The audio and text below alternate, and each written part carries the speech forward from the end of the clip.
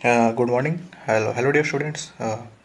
My name is Abhishek Gupta from Bharati Group of Colleges दुर्ग। और आज हम लोग बीटेक थर्ड सेमेस्टर जो कि सब्जेक्ट आपका बिल्डिंग मटेरियल, जिसमें हम चैप्टर 1 डिस्कस करने वाले हैं, डैट इज सीमेंट्स। तो सीमेंट्स क्या है ये समझेंगे हम। ठीक है। तो सीमेंट्स हम जानते हैं कि क्या होता है। ठीक है। ये एक आर्टिफिशियल बिल्डिंग मटेरियल है। तो पहली बात, ये जो बिल्डिंग मटेरियल मैं आपको पहले बता देता हूँ, हम इसको दो भाग में डिवाइड करते हैं। एक तो होगा आपका हमारा नेचुरल बिल्डिंग मटेरियल, दूसरा होगा आर्टिफिशियल बिल्डिंग मटेरियल। तो सीमेंट क्या है? आपका एक आर्टिफिशियल बिल्डिंग मटेरियल है जिसका काम होता है हमारी कंस्ट्रक्शन वर्क में बाइंडिंग प्रॉपर्टी इम्पार्ट कराना। इसको डेवलप किया था जोसेफ एस्पेडिन ने सन 1824 से लेकर के 1825 के बीच में। ठीक है। तो वही पहला पॉइंट लिखा हुआ है, most widely used artificial building material used for imparting binding property in the construction work that was being developed by Joseph Asphodin in 1824 to 1825। कहने का मतलब ये है कि आज से हमसे 200 साल पहले ही ये हमारा सीमेंट क्या है डेवलप हुआ था। 200 साल पहले, इससे पहले हम क्या यूज़ करते थे? हम लाइम यूज़ करते थे, जो कि एक बाइंडिंग मटेरियल था। वो भी जो सबसे ज़्यादा यूज़ किया जाता था। आप कोई भी पुराने कंस्ट्रक्शन उठा कर देख लो, चाहे आप आगरा का ताजमहल उठा के देख लो, है ना, कोई आप फोर्ट उठा के देख लो, या पुराने ज़माने में जो भी कंस्ट्रक्शन होता था लाइम से होता था, जो कि आपका एक नेचुरल बिल्डिंग मटेरियल है, जो कि बाइंडिंग प्रॉपर्टी इम्पार्ट कराता था। बट उसमें कुछ प्रॉब्लम्स थी। क्या प्रॉब्लम्स थी? That is slow rate of setting, दूसरा सॉल्युबल इन वाटर। ये उसकी प्रॉपर्टी, ये उसकी प्रॉब्लम्स थी, जिसके कारण हमने क्या किया, कुछ इंजीनियरिंग लगाया। हमने कुछ लाइम की प्रॉपर्टीज़ को, कुछ इंग्रेडिएंट्स ऐड करके हमने क्या किया, उसको मॉडिफाई किया। और हमने क्या, हमने क्या बनाया? हमने बनाया सीमेंट्स बनाया, जो कि हमारा क्या, आर्टिफिशियल बिल्डिंग मटेरियल है। 200 साल पहले डेवलप हुआ है और अभी भी इसकी प्रॉपर्टीज़ को हम समझ रहे हैं। मीन्स इसकी प्रॉपर्टीज़ अभी फिक्स नहीं है और इसमें भी अभी भी रिसर्च चल रहा है। तो एक तरह का जो सीमेंट जो आप पढ़ रहे हो, ये आपका डायनेमिक कॉन्सेप्ट होगा, ना कि स्टैटिक। ठीक है। क्यों? क्योंकि इसकी जो प्रॉपर्टीज़ है with respect to time change होते रहेगा। ठीक है। अभी भी कोई फिक्स नहीं है। जैसे कि आज के डेट में हमारे पास मोर देन 50 टाइप्स के सीमेंट्स अवेलेबल है मार्केट्स में, अलग अलग कंस्ट्रक्शन के हिसाब से, या फिर अलग अलग जैसा जैसा आपको प्रॉपर्टी चाहिए वैसा आपको सीमेंट्स मार्केट्स में अवेलेबल हो जाएगा। ठीक है। अब क्वेश्चन यहाँ से उठता है कि भाई ये सीमेंट्स जो बनाते कैसे हैं? ठीक है। ये सीमेंट्स बनाते कैसे हैं? अभी यहाँ पे हम जो भी डिस्कशन करेंगे, ठीक है, हम ऑर्डिनरी पोर्टलैंड सीमेंट्स के ऊपर डिस्कशन करेंगे। अब इसका नाम ऑर्डिनरी पोर्टलैंड सीमेंट्स क्यों पड़ा? क्योंकि ये जो सीमेंट्स था पहली बार जिस जोसेफ एस्पेडी ने जब बनाया था, ये बनाया था आपके पोर्टलैंड में बनाया था, जो कि इंग्लैंड के पास, एक लंदन के पास एक जगह है पोर्टलैंड नाम का। वहाँ पे एक स्टोन मिलती है, पोर्टलैंड स्टोन जो बोलते हैं, एक तरह का लाइम स्टोन ही होता है ये। ठीक है। जिससे उन्होंने क्या किया, सीमेंट्स बनाया था, इसलिए इसका नाम पोर्टलैंड सीमेंट्स पड़ गया। ठीक है। ठीक है। अब देखो, ये जो सीमेंट्स है इसमें बेसिकली दो मेन कंपाउंड्स होते हैं, या दो मेन कंपोनेंट्स हो सकते हैं, कह सकते हो, मैन्युफैक्चरिंग में जो कि हमको यूज़ होता है, जिसकी वजह से हम क्या करते हैं, सीमेंट्स तैयार करते हैं, जिसको हम रॉ कॉन्स्टिट्यूएंट्स के नाम से जानते हैं। ये दो रॉ कॉन्स्टिट्यूएंट्स है, जिसमें पहला है आपका क्या, कैल्सेरियस मटेरियल। ठीक है।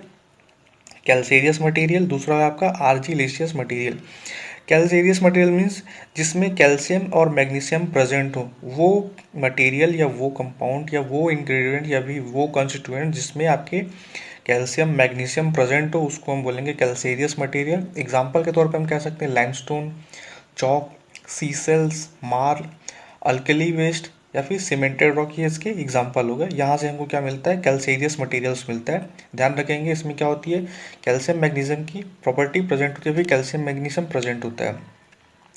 ठीक है। दूसरा है इसमें आपका आर्जिलेशियस मटेरियल, जेट इज इसमें क्या होता है आपका, सिलिका, एल्यूमिना और ऑक्साइड्स प्रेजेंट होते हैं, उसको हम क्या बोलेंगे, आर्जिलेशियस मटेरियल। एग्जाम्पल के तौर पे क्ले, सेल, स्लेट, एस, ये इसके एग्जाम्पल्स हैं। ठीक है। अब क्वेश्चन उठता है कि अब हम इन्हीं कंपाउंड्स को क्यों यूज़ करते हैं, या फिर ये हमने इन्हीं कंपाउंड्स को क्यों यूज़ किया, ये अब समझते हैं। तो सीमेंट का काम है हमारे कंस्ट्रक्शन वर्क में बाइंडिंग प्रॉपर्टी इम्पार्ट कराना। तो हमने उन इंग्रेडिएंट्स को सेलेक्ट किया जिसमें बाइंडिंग प्रॉपर्टी हो। जैसे कि कैल्शियम वो कंपाउंड है जिसमें क्या होता है, बाइंडिंग का प्रॉपर्टी होता है। जैसे एग्जांपल के तौर पे आप लाइम देख लो, क्या है आपका, एक स्टिकी प्रेसिपिटेट है। कैल्सीरियस और आपका मैग्नीशियम उठा लो, मैग्नीशियम हाइड्रोक्साइड, ये भी क्या है आपका एक स्टिकी प्रेसिपिटेट होता है। Same as it is argillaceous compounds उठा, उसमें देखो सिलिका और एल्यूमिना, ये क्या करते हैं, बाइंडिंग प्रॉपर्टी का काम कराते हैं। ठीक है, ठीक है। अब हम बात कर लेते हैं उन रॉ इंग्रेडिएंट्स या फिर रॉ कॉन्स्टिट्यूएंट्स जो कि हमारा एक सीमेंट्स बनाने के लिए हमको रिक्वायरमेंट होती है, या फिर वो जो सीमेंट्स बनता है उसमें जो रॉ इंग्रेडिएंट्स होते हैं उनकी परसेंटेज कितनी होती है, ये हमको पता होना चाहिए, वो कौन कौन से इंग्रेडिएंट्स हैं और उनकी क्या क्या प्रॉपर्टी होती है, ये हमको जानना इंपॉर्टेंट है। तो सबसे पहले देखते हैं रॉ इंग्रेडिएंट्स कि हमारा सीमेंट्स कैसे कैसे कौन कौन से इंग्रेडिएंट्स से मिलके बना होता है, उनकी कितनी कितनी परसेंटेज होती है, और ये आपको याद रखनी है। और यहाँ पे जो हम वैल्यूज़ देख रहे हैं ये हार्ड एंड फास्ट वैल्यू है, ये 1%, 2%, 3% अप डाउन कर सकती है, वेरी कर सकती है, हार्ड एंड फास्ट नहीं है वैल्यू। ठीक है, बट इसी के आसपास ही जो भी वैल्यूज़ होंगे इन्हीं के आसपास ही होंगे। तो जिसमें पहला रॉ इंग्रेडिएंट्स होता है जिसका सबसे ज़्यादा मात्रा होती है, डैट इज़ लाइम, जिसको हम CaO क्विक लाइम भी बोलते हैं। ठीक है, क्विक लाइम भी बोल सकते हैं इसको हम, लाइम को। डैट इज़ 62 to 67% होता है। ठीक है, दूसरा इसमें जो इंग्रेडिएंट्स होता है वो होता है आपका सिलिका, डैट इज़ SiO2, जिसका जो परसेंटेज होता है 17 से 25% के बीच में होता है।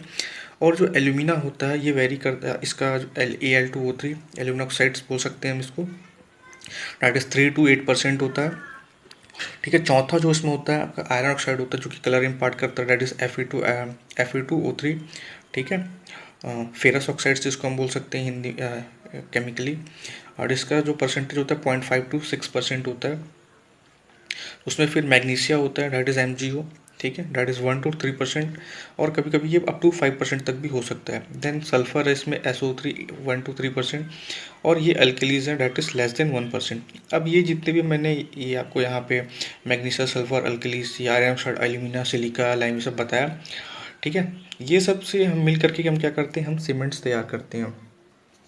अब एग्जाम में यहाँ से क्वेश्चन आता है कि भाई सीमेंट्स क्या है, तो आपको पता होना चाहिए सीमेंट्स क्या है। आपका एक आर्टिफिशियल बिल्डिंग मटेरियल है जो कि का क्या काम होता है, ये हमको बाइंडिंग प्रॉपर्टी इम्पार्ट करता है किसके अंदर, हमारे कंस्ट्रक्शन वर्क के अंदर।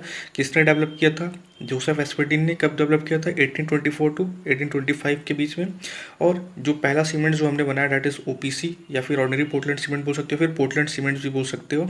ठीक है, क्यों बना, कहाँ है, क्यों नाम रखा है इसका ऐसा पोर्टलैंड, तो आप बता देना कि भाई पोर्टलैंड एक जगह का नाम है जो कि इंग्लैंड में है। वहाँ पे जो स्टोन मिलती है डैट इज़ पोर्टलैंड स्टोन, उससे हमने सीमेंट्स पहली बार प्रिपेयर किया, तैयार किया, इसके कारण इसका नाम पड़ गया पोर्टलैंड सीमेंट्स। ठीक है, और इसके जो मेन रॉ कॉन्स्टिट्यूएंट्स होते हैं जो कि मैन्युफैक्चरिंग में काम आती है, जिसकी मदद से हम क्या करते हैं, सीमेंट्स तैयार करते हैं, तो वो कौन दो कंपाउंड है, एक तो कैल्सीरियस कंपाउंड है, दूसरा आर्जिलेसियस कंपाउंड है। तो इसके बारे में आपको पता होनी चाहिए। ठीक है, देन उसके बाद वो रॉ बेसिक इंग्रेडिएंट्स कौन कौन से हैं, तो वो है आपके लाइम है, सिलिका है, एल्यूमिना है, आयरन ऑक्साइड्स है, मैग्नीशियम है, सल्फर है, अल्कलीज है। ठीक है, तो ये इसके मेन रॉ इंग्रेडिएंट्स हैं। अब एक एक करके समझते हैं कि इन इन इन इंग्रेडिएंट्स के बारे में कि लाइम क्या करता है। ठीक है, तो हम डिस्कस करेंगे एक एक बाय वन। ठीक है, कि इनका फंक्शन क्या है। पहला जो है सबसे ज़्यादा जो परसेंटेज होता है वो लाइम का होता है, that is calcium hydroxide, that is CaO, that is 62 to 67%। It might be very, ठीक है, हार्ड एंड फास्ट है, वैल्यू वेरी कर सकता है। तो पहला पॉइंट ये कहता है it imparts strength to the cement and it is responsible for its soundness. तो पहला पॉइंट ये कह रहा है ये इम्पार्ट करता है स्ट्रेंथ सीमेंट्स में, और साथ ही साथ ये रिस्पॉन्सिबल होता है किसके लिए, साउंडनेस के लिए। साउंडनेस का मतलब ये होता है कि easily not change volume, mean जैसे ही आपने वाटर में पानी ऐड किया हमारे सीमेंट्स में, तो वो क्या होता है, तो जैसे ही सेट होता है हमारा स्ट्रक्चर, ठीक है, और स्ट्रक्चर जैसे सेट होता है तो हो सकता है कि वो अपना वॉल्यूम चेंज कर जाए। अगर एक्सेस अमाउंट में अगर आपने लाइम को डाल दिया तो एक्सपैंड होगा आपका स्ट्रक्चर्स, क्रैक्स डेवलप होंगे तो वहाँ पे क्या होगा, आपका स्ट्रक्चर्स कोलैप्स कर सकता है। ठीक है, बेसिकली इसका एक्चुअली में जो फंक्शन होता है अनसाउंडनेस का, तो होता क्या है, अगर ये जैसे ये फूलने लगेगा, वॉल्यूम चेंज करेगा अपना, वॉल्यूम अगर ये चेंज करता है तो वहाँ पे क्या होगा, आपका एक रिएक्शन लोड डेवलप होगा, डैट इज़ इंटरनल, वहाँ पे एक रिएक्शन स्ट्रेस डेवलप होगा। देन उसके कारण क्या होगा, क्रैक्स डेवलप होंगे, और वो क्रैक्स के कारण क्या होंगे, आपका कोलैप्स, आपका स्ट्रेंथ डिक्रीज होगा, और स्ट्रेंथ डिक्रीज हुआ तो जो भी लोड आएगा उसको क्या करेगा, ये सह नहीं पाएगा, कैपेबल नहीं हो पाएगा बियर करने में, और ये क्या कर जाएगा, कोलैप्स कर जाएगा। ठीक है, तो अगर आपने यही चीज़ कह रहा हूँ कि अगर आपने ज़्यादा मात्रा में अगर 62 to 67% से अगर ज़्यादा अगर आपने डाल दिया लाइम को सीमेंट्स के अंदर मैन्युफैक्चरिंग के टाइम पे, तो ये क्या करेगा, अनसाउंडनेस क्रिएट करेगा। अनसाउंडनेस का मतलब क्या होता है, वॉल्यूम चेंज, ठीक है, वॉल्यूम चेंज, ठीक है। और डिसइंटीग्रेट हो जाएगा हमारा स्ट्रक्चर, कॉलम बीम जो भी आपने बनाया होगा, ठीक है। अगर मान लो इसकी आपने मात्रा कम कर दी, अपने अगर मान लो आपने इसकी मात्रा कम कर दी सीमेंट्स की, किसमें, हमारे, और सॉरी, और लाइम की हमारे सीमेंट्स के अंदर में, तो ये क्या होगा, आपका रिड्यूस कर देगा स्ट्रेंथ को, स्ट्रेंथ रिड्यूस हो जाएगी हमारे सीमेंट्स की। एक्चुअल में जो आपको चाहिए होगा स्ट्रेंथ वो हमको नहीं मिलेगी। दूसरा, साथ ही साथ ये होगा कि आपका जब कभी भी आप सीमेंट्स को यूज़ करोगे, वाटर ऐड करोगे, उसको यूज़ करोगे, ठीक है, आप किसी भी काम के लिए, चाहे आपको कंक्रीट बनाना हो, मोटार बनाना हो, तो ये क्या हो जाएगा, जल्दी से सेट हो जाएगा और आपको वर्क करने के लिए टाइम नहीं मिलेगा। अब वो क्या क्या वर्क हो सकते हैं, वो वर्क क्या होता है आपका, एक तो बैचिंग होता है, मिक्सिंग होता है। बैचिंग तो चलो हटा दो, बैचिंग के टाइम पे तुम वाटर नहीं डालते, मिक्सिंग के टाइम पे वाटर डालते हैं और उसको मिक्स करते हैं। मिक्सिंग हो गया आपका, फिर आपका ट्रांसपोर्टेशन हो गया, ट्रांसपोर्टेशन के बाद प्लेसिंग हो गया, प्लेसिंग के बाद फिनिशिंग हो गया, देन कॉम्पेक्शन के बाद फिनिशिंग आता है। तो ये सब कुछ वर्क्स होते हैं, हम ये वर्क हम परफॉर्म ही नहीं कर पाएंगे, उससे पहले ही हमारा क्या जो सीमेंट्स होगा वो क्या करेगा, कॉन्क्रीट को सेट करा देगा। दूसरा प्रॉपर्टी है, देखो सिलिका का जो भी आफ्टर द लाइन के बाद सबसे ज़्यादा इसकी परसेंटेज होती है। इसका क्या काम है, पहले देखो पहला पॉइंट लिखा है, it is also impart the strength to the cement. ये क्या करता है, ये भी स्ट्रेंथ इम्पार्ट कराता है किसमें, हमारे सीमेंट्स में, इसीलिए इसकी परसेंटेज देखो सबसे ज़्यादा है, मतलब कि सबसे ज़्यादा नहीं, सेकंड नंबर पे है ये। पहले नंबर पे लाइम है, दूसरे नंबर पे सिलिका है। डैट इज सिलिका का कितना परसेंटेज, 17 to 25%। ये क्या करता है, इम्पार्ट करता है किसको, स्ट्रेंथ को। अब फर्स्ट क्वेश्चन माइंड में आता है कि अगर भाई ये भी अगर स्ट्रेंथ देता है, इम्पार्ट कराता है, तो इसको प्रपोर्शन बढ़ा दो। लेकिन प्रपोर्शन बढ़ाएंगे तो क्या होगा, स्ट्रेंथ बढ़ जाएगा, बट क्या हो जाएगा, setting time will also decrease, sorry increase. Mean setting time भी क्या हो जाएगा, इंक्रीज हो जाएगा। ये चीज़ सेकंड पॉइंट लिखा है, before it is in excess it increases the strength of the cement along with its setting time. अगर सेटिंग स्ट्रेंथ तो बढ़ रहा है, लेकिन सेटिंग टाइम भी साथ ही साथ क्या हो रहा है, बढ़ रहा है। अब सेटिंग टाइम वो टाइम होता है, या फिर कह सकते हैं कि हम setting time is the time which is available with us to work with cement. अब वो क्या वर्क होते हैं मैंने भी डिस्कस किया, मिक्सिंग, प्लेसिंग, ट्रांसपोर्टेशन, कॉम्पैक्टिंग और फिनिशिंग एक्सेट्रा लाइक दैट, ठीक है। तो जो इन जनरल अगर हम कहें तो जो सेटिंग टाइम होता है, सेटिंग टाइम रिक्वायर्ड होता है इन कंस्ट्रक्शन, ये डिपेंड करता है हमारे टाइप ऑफ कंस्ट्रक्शन के ऊपर। मीन्स अगर हम मरीन एरिया या फिर किसी सी एरिया या फिर किसी रिवर एरिया में या फिर वाटर लॉक्ड एरिया में अगर हम कंस्ट्रक्शन कर रहे हैं या फिर कोई अंडर वाटर कंस्ट्रक्शन कर रहे हैं, तो हमको क्या चाहिए, क्विक सेटिंग वाली प्रॉपर्टी चाहिए। या फिर कोई ग्राउटिंग वर्क कर रहे हैं डैम रिपेयर के लिए, तो हमको वहाँ पे क्या चाहिए, क्विक सेटिंग वाली प्रॉपर्टी चाहिए। अगर, तो वही चीज़ कह रहा हूँ कि अगर मान लो अपने इसकी परसेंटेज को बढ़ा दिया, तो वहाँ पे क्या हो जाएगा, सेटिंग टाइम बढ़ जाएगा और हम अंडर वाटर कंस्ट्रक्शन जो कर रहे हैं, ग्राउटिंग वर्क कर रहे हैं, वो सब नहीं कर पाएंगे, या फिर मरीन इलाके में अंडर वाटर कंस्ट्रक्शन नहीं कर पाएंगे, ठीक है। So if we have to required a quick setting, then we have to reduce the percentage of silica, ठीक है। हमको परसेंटेज सिलिका का क्या करना पड़ेगा, कम करना पड़ेगा। अगर हमको क्विक सेटिंग प्रॉपर्टी चीज़, कितना कम करना पड़ेगा, लेस देन 17%, ठीक है। बट इन बिटवीन जनरली हम लोग एक नॉर्मली, अगर हम ऑर्डनरी पोर्टलैंड सीमेंट्स के बारे में यहाँ पे पढ़ रहे हैं, तो जो ऑर्डनरी पोर्टलैंड सीमेंट्स होता है उसमें जो सिलिका की मात्रा होती है वो 17 से लेकर के 25% के बीच में वेरी कर सकती है या फिर वेरी करती है, ठीक है। Hard and fast value change हो सकता है, क्योंकि एक डायनेमिक आपका मटेरियल है सीमेंट्स, जिसमें आज भी रिसर्च चल रहे हैं, ठीक है।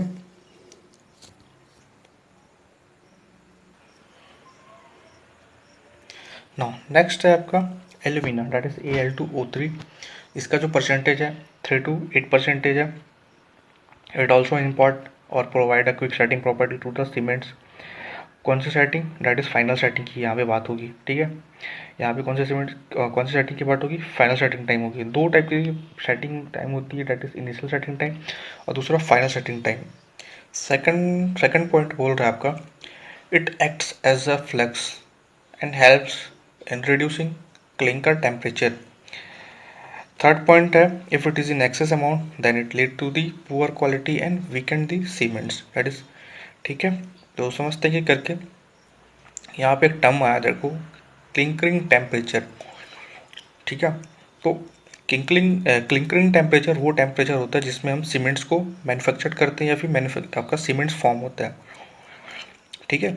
तो जो क्लिंकरिंग टेम्परेचर होता है, तो एल्यूमिना क्या करता है, उस टेम्परेचर को घटाने में हेल्प करता है जिस टेम्परेचर पे हम सीमेंट मैन्युफैक्चरिंग करते हैं। इसका मतलब ये है कि मतलब कि एक तरह का देखा जाए तो एक फ़ायदा ही है हमारे लिए। अगर एल्यूमिना ज़्यादा होगा तो टेम्परेचर, जिस टेम्परेचर पे सीमेंट्स आपका बनता है वो क्या हो जाएगा, कम हो जाएगा। मीन्स क्या होगा, सीमेंट्स की मैन्युफैक्चरिंग कॉस्ट रिड्यूस हो जाएगी।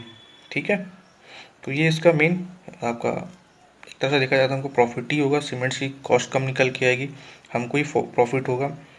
ठीक है, साथ ही साथ अगर इसके प्रपोर्शन को अगर हम लोग बढ़ा दें, क्वेश्चन आपसे पूछ सकता है कि भाई अगर मान लो ऐसी बात है कि एल्यूमिना डालने से क्या हो रहा है, आपका क्लिंकरिंग टेम्परेचर कम हो रहा है, मीन्स जिस टेम्परेचर पे आपका सीमेंट्स बनता है वो टेम्परेचर अब कम हो जाएगा एल्यूमिना के कारण। मीन्स क्या होगा, आपको फ्यूल की कम रिक्वायरमेंट होगी, और फ्यूल अगर कम लगेगा मीन्स आपका पैसा बचेगा, मीन्स कॉस्ट कम निकल के आएगी। तो आपको क्वेश्चन पूछ सकता है उस केस में हम एल्यूमिना को और भी तो बढ़ा सकते हैं। अगर मान लो अगर आपने ज़्यादा मात्रा में अगर आपने इसके प्रपोर्शन को बढ़ा दिया, 3 से लेकर के अगर 8% के भी ज़्यादा बढ़ा दिया, तो होगा क्या, यहाँ पे आपका कॉस्ट तो कम निकल के आएगी फ्यूल की, बट होगा क्या, जो स्ट्रेंथ नहीं, हमको स्ट्रेंथ मिलनी चाहिए वो स्ट्रेंथ नहीं मिलेगी, मीन्स स्ट्रेंथ घट जाएगी हमारे। ठीक है, इसीलिए जो एल्यूमिना की जो प्रपोर्शन होता है लगभग 3 से लेकर के 8% के बीच में रखा जाता है। ठीक है, नेक्स्ट आपका देखो calcium sulphate, that is CaSO4। ये एक्चुअली हम मैन्युफैक्चरिंग के टाइम पे नहीं ऐड करते, ये मैन्युफैक्चरिंग के टाइम पे एंड एंड में ऐड करते हैं, जब हम लोग क्लिंकरिंग्स की ग्राइंडिंग करते हैं। ठीक है, क्लिंकर्स का जब हम ग्राइंडिंग करते हैं उस टाइम पे इसको ऐड किया जाता है in the form of gypsum, that is CaSO4 2H2O। ये क्या करता है, हमारे इनिशियल सेटिंग टाइम को इंक्रीज करता है। ठीक है, इनिशियल सेटिंग टाइम क्या होता है, देखो इनिशियल सेटिंग टाइम वो टाइम होता है जैसे कि जो क्लिंकरिंग टाइम, जो क्लिंकर्स फॉर्म हो रहे हैं, क्लिंकर्स क्या होता है, अगर वो मान लो अगर नॉर्मल अगर उसमें हम जिप्सम ऐड नहीं करेंगे तो क्या होगा, जैसे ही हम सीमेंट्स के अंदर वाटर ऐड करेंगे वो वाटर क्या करेगा, उन क्लिंक जो भी हमारे पास जो पार्टिकल्स होंगे क्लिंकर के, ठीक है, वो क्या करेंगे, डायरेक्टली उससे रिएक्ट कर जाएंगे, और अगर उससे रिएक्ट कर जाएंगे तो होगा क्या, जो भी प्रोसेस है सेटिंग की, वो क्विक सेटिंग, वहाँ पे क्विक सेटिंग डेवलप हो जाएगा। अब हमको क्या करना है, हमको ऐसे इलाके में अगर मान लो कंस्ट्रक्शन करना है जहाँ पे टेम्परेचर बहुत ही ज़्यादा है, या फिर कोई मान लो हम बुर्ज खलीफा बना रहे हैं और हमको क्या करना है, 500 मंजिल ऊपर हमको क्या करना है, कंक्रीट पंप करना है नीचे से, ग्राउंड से पंप के थ्रू। तो होगा क्या, वहाँ पे जैसे ही हम ऊपर भेजेंगे तो क्या होगा, हमारा सीमेंट जो है, कंक्रीट क्या है, वो सेट हो जाएगा, और हमको हमारे वर्क करने के लिए हमको टाइम नहीं मिलेगा। उस केस में हम क्या करेंगे, जिप्सम ऐड करेंगे। अब जिप्सम ऐड करेंगे तो क्या होगा, जो हमको अवेलेबल टाइम चाहिए हमारे वर्क करने के लिए वो हमको प्रॉपर तरीके से मिलेगा। ठीक है, या तो ये हो गया इसका मेन काम, जो कि आपको समझ में आ गया होगा। ठीक है, तो ये था आपका कैल्शियम सल्फेट। नेक्स्ट है देखो आपका क्या, आपका नेक्स्ट है आपका आयरन ऑक्साइड्स। आयरन ऑक्साइड्स, ठीक है, कितना होता है इसका परसेंटेज, 3 to 4% Fe2O3 इसका। ठीक है, तो ये क्या करता है, ये क्या करता है, कलर इम्पार्ट करता है। बेसिकली मेन जो होता है आयरन ऑक्साइड का काम वो होता है कलर इम्पार्ट कराना। जो उसका कैरेक्टरिस्टिक्स कलर होता है that is reddish in brown होता है। ठीक है, ये आपको याद रखना पड़ेगा। साथ ही साथ ये आयरन ऑक्साइड क्या करता है, ये भी इम्पार्ट करता है, स्ट्रेंथ इम्पार्ट करता है, हार्डनेस इम्पार्ट करता है, बट लेकिन जो मेन काम होता है इसका कलर इम्पार्ट कराना। ठीक है, और कैरेक्टरिस्टिक कलर्स जैसे कि मैंने आपको बताया रेडिश ब्राउन शेड है, तो ये आपको याद रखना पड़ेगा।